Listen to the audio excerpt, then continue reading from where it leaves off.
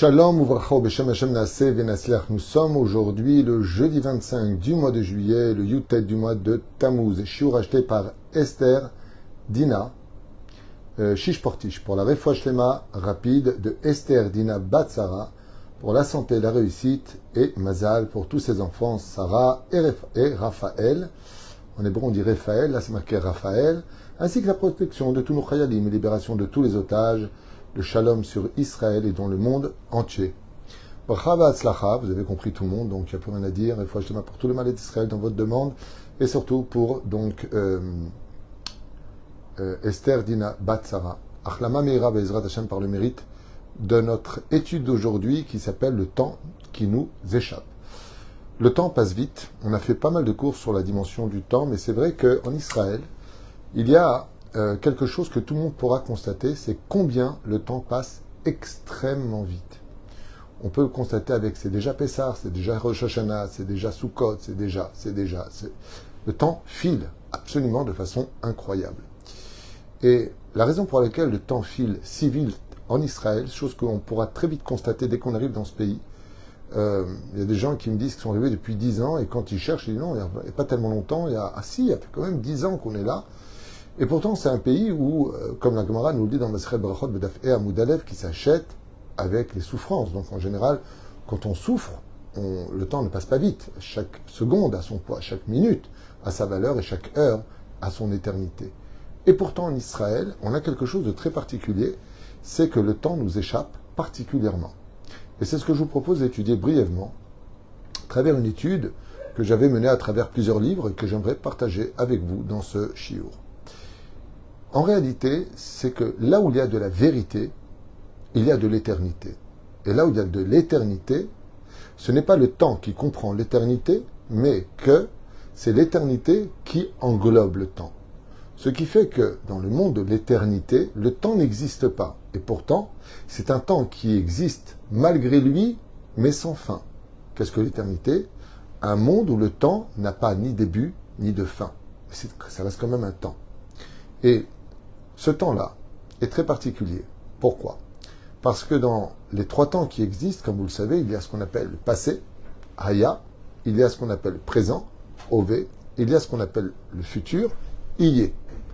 Bizarrement, quand on prend les lettres qui composent passé, présent et futur, on a Yud, Ke, Vav, Ke, qui sont les lettres de Dieu. Haya, c'est Yud, Ke. Ové, présent, c'est Vav, Ke. Iye, c'est Yud, Ke. Ainsi donc, le temps est composé du tétragramme qui représente les lettres du divin. Et cette dimension du Hémet, qu'on appelle vérité, la vérité est éternelle, comme le dit le Talmud, le mensonge tient sur un pied, Sheker, Shin c'est un pied, Kouf c'est un pied, Resh c'est un pied, tandis que le mot Hémet se tient pour l'éternité, il a deux pieds. Le Aleph a deux pieds dans la lettre, le Mem a deux pieds dans la lettre, et le Taf a deux pieds dans la lettre. Ce qui veut dire que la vérité est Yetziva. Elle se tient pour l'éternité. Donc là où il y a de la vérité, il y a automatiquement de l'éternité. Ce qui est vrai reste éternel.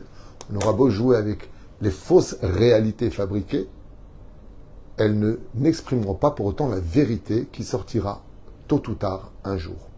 Ainsi donc, il y a des choses que la Torah va considérer comme étant être vraies. Par exemple, la création du monde est empreinte des initiales du mot Emet. Comme on le dit à la fin du Kiddush, Asher bara Elohim la asot. Bara, ça finit par la lettre Aleph. Elohim par la lettre Mem. La asot par la lettre Taf. Pour dire que le tampon de Dieu, c'est le Emet. Ainsi donc, là où se tient la vérité, se tient automatiquement l'éternité. Dieu est vérité, donc il est éternel. La Torah, Torah Emet Natan Lanu. Vous garderez que la lettre Emet commence par la lettre Aleph, finit par la lettre Taf et au centre la lettre Mem. Ce qui veut dire que la vérité, le Emet, comprend l'ensemble de tout l'alphabet qui a créé le monde pour un monde d'éternité. Ainsi donc, la Torah Emet, ce qui fait que quand j'étudie le divin, je plonge dans un monde où le temps n'existe plus. Quand j'étudie la Torah, pour ceux qui savent de quoi je parle, ceux qui sont assis en yeshiva, vous allez voir que quand vous mettez votre tête dans le Talmud, par exemple à 9h du matin, et que vous êtes dans l'étude, vous relevez la tête, il est déjà midi facilement. Dès qu'on est dans l'étude, on passe dans l'espace-temps. C'est-à-dire qu'on va passer dans un monde qui n'existe pas, dans le monde concret qu'on appelle le présent. Car un temps avant qu'il ne vienne est futur, dès qu'il est présent, il est déjà passé. Donc, qu'est-ce que réellement le présent? Rega, c'est-à-dire un moment. C'est quelque chose qui n'appartient pas vraiment au temps puisqu'il est volé entre deux frontières, celle de l'avenir et celle du passé. Donc la Torah Emet, appartient au Emet, donc elle est éternelle. Dès que je plonge dans le monde de la Torah, automatiquement je plonge dans le monde de l'éternité. La terre d'Eretz Israël est une terre de vérité. C'est une terre sainte. Si elle est sainte et que la Shekhinah réside ici, Dieu ne réside pas dans un monde de mensonges. Dieu haït, la Gemara dans Psachim nous dit que Dieu déteste les menteurs. La terre d'Eretz Israël exprime le monde de vérité. Ce qui fait que quand on monte en Eretz Israël, on va plonger dans 3 dimensions. La première, c'est que la terre d'Israël dévoile des vérités. La deuxième, c'est-à-dire que si je veux vraiment savoir qui je suis sur terre, en galoute, je ne peux pas le dévoiler. En Eretz Israël, tu n'as pas besoin de chercher à te dévoiler, Israël va te dévoiler. Elle peut te dévoiler dans le meilleur, comme dans pour le pire. Elle peut faire de toi un homme tout à fait différent d'un homme qui vient de la galoute et qui est un homme complètement superficiel, à une personne intéressante, construite et existentielle. Bizarrement, elle peut faire de toi aussi d'un homme qui était honnête en galoute et qui devient malhonnête en Israël, comme voleur, chas shalom ou arnaqueur. Chose qui est quand même assez bizarre. Même si quelque part, si c'était en lui depuis, alors c'était en lui depuis la galoute. Ainsi donc, Israël va dévoiler, pour le meilleur comme pour le pire, ta vraie personnalité. Et c'est pour cela que cette terre, eh bien, ça me fait un peu rire quand d'ailleurs, les gens qui trichent un petit peu avec ça en me disant, vous savez, je suis en Israël, maintenant je vais divorcer. Et alors? C'est pas vous qui m'avez appelé de Sarcelles, vous vouliez divorcer déjà il y a 5-6 ans, et que ça n'allait pas du tout. Oui, c'était moi. Alors ne me dis pas que c'est Israël qui te fait divorcer. Seulement Israël t'amène à un point d'exclamation qui va dévoiler vraiment où est-ce que tu en es. Je me rappelle que une de mes sœurs, quand elle a fait sa alia, m'a dit, tu sais mon frère, c'est incroyable, mais depuis que je suis en Israël, le soleil, il a vraiment la vraie valeur du soleil. L'argent a vraiment la valeur de l'argent. Les légumes, les fruits que nous mangeons de la terre d'Israël a vraiment le goût de ce qu'il représente. Israël dévoile une identité dans l'espace-temps. Ce qui fait qu'il est tout à fait valable de comprendre et facile de comprendre que le temps nous échappe en Israël. Le temps passe extrêmement vite en Israël parce que c'est une terre de vérité. C'est une terre où l'éternité existe. Quand Dieu a créé le premier homme, ça s'est passé dans quel pays d'après vous? À Jérusalem. L'homme a été créé sur le mont du Temple selon nos sages. Dans un monde d'éternité, ce qui fait que l'humanité ne disparaîtra jamais. Et Eretz Israël ne disparaîtra jamais. Pourquoi? Parce que tout ce qui est vrai, on a dit, est éternel. Ce qui fait que quand on se plonge dans le monde de la Torah, dans le monde sur la terre d'Eretz Israël, eh bien, nous arrivons dans une situation d'engendrement. Et cet engendrement, comme je vous l'avais expliqué une fois, est composé par une des lettres de l'alphabet qui s'appelle la lettre He. Vous verrez que tout ce qui compose le temps finit toujours par la lettre He. Par exemple, le mot Shnia. Le mot Shnia veut dire une seconde. Ça appartient au monde du temps. Ça finit par la lettre He, qui veut dire que chaque seconde engendre encore un nouveau temps, qu'on appelle la minute, Daka. Daka, Dalet, Kouf, He. Une fois de plus, on retombe sur le He. Le mot Sha'a, car les minutes engendrent les heures. Sha'a, Shin, Ain, He, une fois de plus. Yoma, qui veut dire une journée. Yud, Vav, Mem, He. Shana, ou ici une fois de plus, le mot année, eh bien, lui par contre, est composé aussi Shana, Shin, Nun, He, de la lettre He.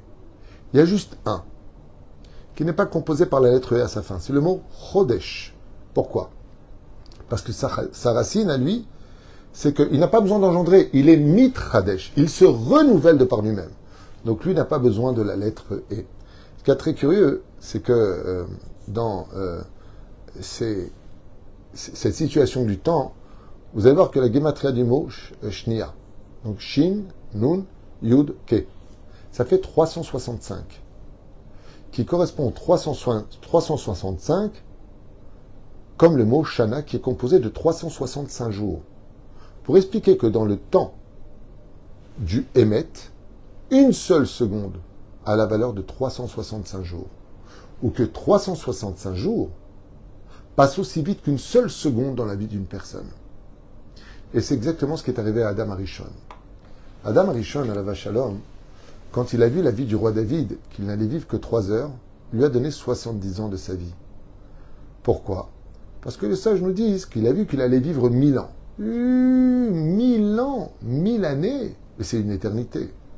Et voilà qu'à l'aube de ces 930 ans, il dit à Hachem, mais Dieu, tu m'avais convenu 1000 ans de vie. Il lui a dit, tu as oublié que il y a 930 ans en arrière, tu as donné 70 ans, et Adam Arishon va regretter.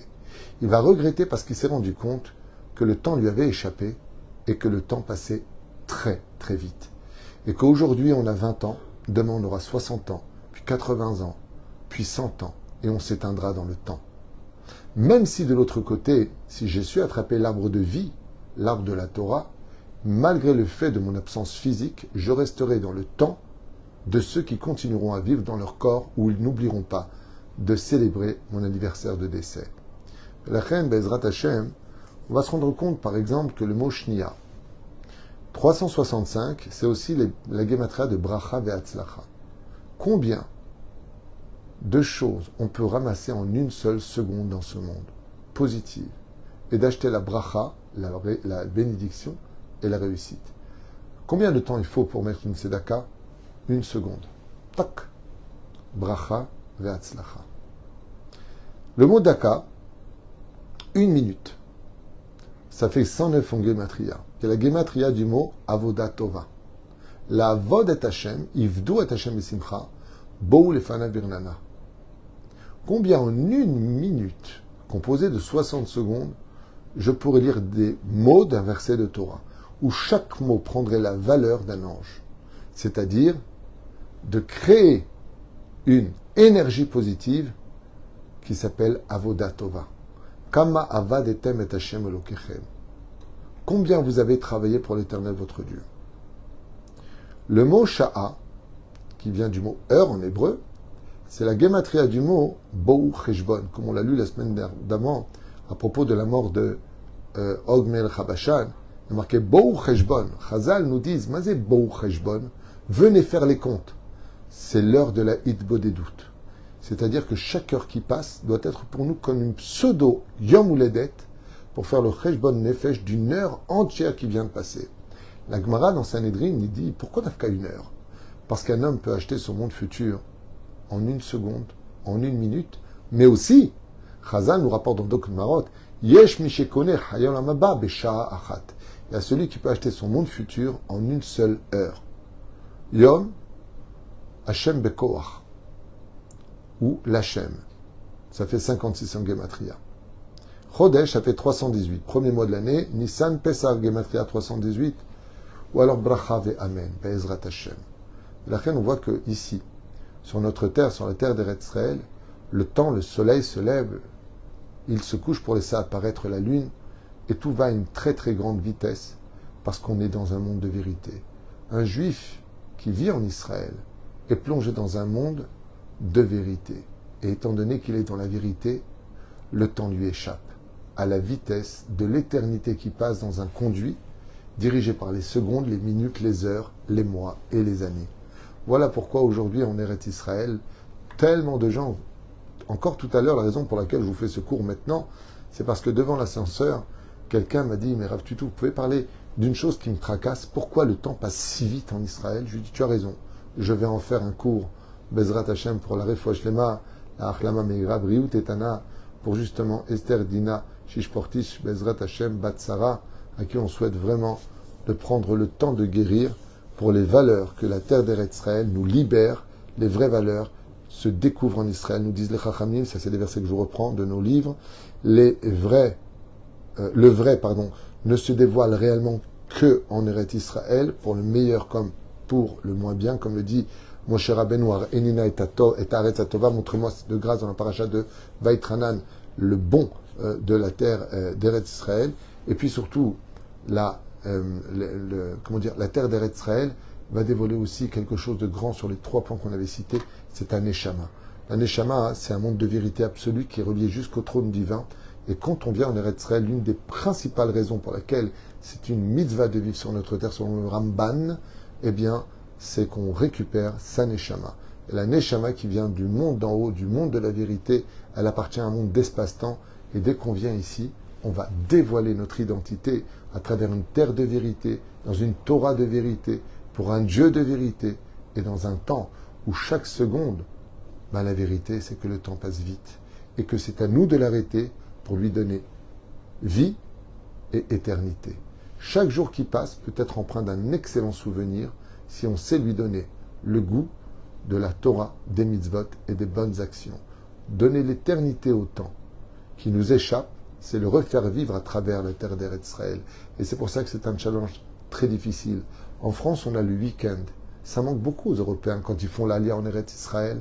Ce fameux week-end, on avait le temps de prendre le temps. En Israël, on a juste le Shabbat, et c'est le jour où les portes se ferment pour les plaisirs du corps, mais pas pour les plaisirs de l'âme. Et la reine Bezrat Hashem, c'est qu'on ne peut pas aller à la plage, on ne peut pas prendre la voiture, on ne peut pas allumer les portables. On voudrait un moment pour nous-mêmes. Et les Chachamim nous disent non. Ça a tellement, comment en Israël, on a l'impression que le ciel est plus proche que n'importe où ailleurs. Mais pas que le ciel, vous avez complètement raison. Mais partout, j'entends à chaque fois, moi, dans ma propre famille, qu'est-ce que ça passe vite le temps. Je vous donne un exemple. Un exemple familial, si je peux me permettre. Ok. Quand je vivais à Paris, on se réunissait chez ma sœur, ma grande sœur, Viviane, que Dieu la bénisse, et son mari, Alav Shalom, Jojo, Georges, Elia. On se réunissait, on jouait au Scrabble, on jouait aux cartes, on faisait des imitations. On se voyait. Quand on arrive en Israël, moi, personnellement, je ne vois pratiquement jamais ma famille. J'ai un frère dont j'étais très proche en France, le nom de Moshe. Je le vois peut-être 3-4 fois par an. Et on se croise. Il n'a pas le temps. J'ai pas le temps. Et on s'aime. J'ai mon frère Samy. On s'aime, on a travaillé ensemble. On n'a pas le temps. C'est pas qu'on ne veut pas se voir. Mais bizarrement, par contre, quand on est en France, on va faire un restaurant ensemble. On a le temps de se voir. La famille a le temps de se voir. En Israël, la famille explose pour laisser sa place à la nation d'Israël qui devient ton énorme famille. Et c'est très bizarre, beaucoup de gens vous le diront. On avait le temps de se voir entre frères et sœurs en France. J'ai plein d'amis qui m'ont raconté la même chose, qui vivaient à Bondy, qui vivaient à Créteil. Ils étaient tout le temps ensemble, au moins 2 fois par semaine, 1 fois par semaine. On prenait le temps de se voir. Et ici, bizarrement, alors qu'on peut même être dans la même ville, il y a quelque chose qui nous empêche de nous voir parce que ni lui ni l'autre ont le temps de pouvoir se rencontrer. Et c'est quelque chose que tout le monde pourra, exception à la règle, bien sûr, s'ils habitent juste à côté ou s'ils ont des affaires ensemble. Alors peut-être le domaine professionnel les amène à se voir ou la santé familiale les amèneront à se voir. Mais il y a quelque chose de magique en Israël. C'est que on vient dans ce pays, on dépose nos valises et d'un coup on se rend compte qu'on n'a même pas besoin de marcher, mais qu'on est déjà sur un tapis roulant qui nous emmène vers quelque chose où le temps va nous échapper tellement rapidement, mais avec une telle qualité de vie. Parce que vraiment, il y a une grande qualité de vie en Israël. Comme je le dis souvent, celui qui gagne très bien sa vie en Israël, il est déjà au Gan Eden. C'est un pays où il fait tout le temps beau. On est entre nous les Juifs. Tout est hyper moderne, hyper d'actualité. Il y a des yeshivot, des kolélim, des beth knessiot, partout. Partout. On est de façon cosmopolite réunis sur cette terre. De tous les 4 coins de la terre, les Juifs reviennent sur leur terre et on parle le même langage quand vient Shabbat, les tefilines. Dans la synagogue, il n'y en a pas un qui a des tefilines marrons, et moi je les ai noirs, et lui les a blancs. On les a tous pareils. Un point de rencontre où le temps s'arrête de tourner autour de nous parce qu'il nous échappe dans un monde où la nation d'Israël, eh bien, germe petit à petit, avec son drapeau qui flotte et la Géoula aux portes de la rédemption finale. En espérant que ce shiur nous donnera quelques réponses à certains points, mais si le temps existe en dehors d'Israël, il faut savoir que de vivre dans l'éternité donnera vie Bezrat Hashem, pour chacun de nous, dans un monde où le temps comptera plus que jamais, dans un monde d'éternité aussi pour nous. Comme le Gemara nous dit, tout celui qui fait 4 pas en Israël, Muftah lo ben olam haba, tout celui qui fait 4 pas dans ce monde, on lui promet qu'il sera héritier du monde futur. Héritier du monde futur, un monde d'éternité? Oui. Marcher sur une terre de vérité, c'est déjà mettre les pieds dans un monde d'éternité. Baruch Adonai Leolam, Amen, va Amen. Comme le dit le mot d'ailleurs, Emet. Qu'est-ce que c'est le mot Emet? Je finirai avec ça. Le mot Emet est empreint de la racine Met. Quand on vit dans la vérité, il y a une chose qui meurt seulement.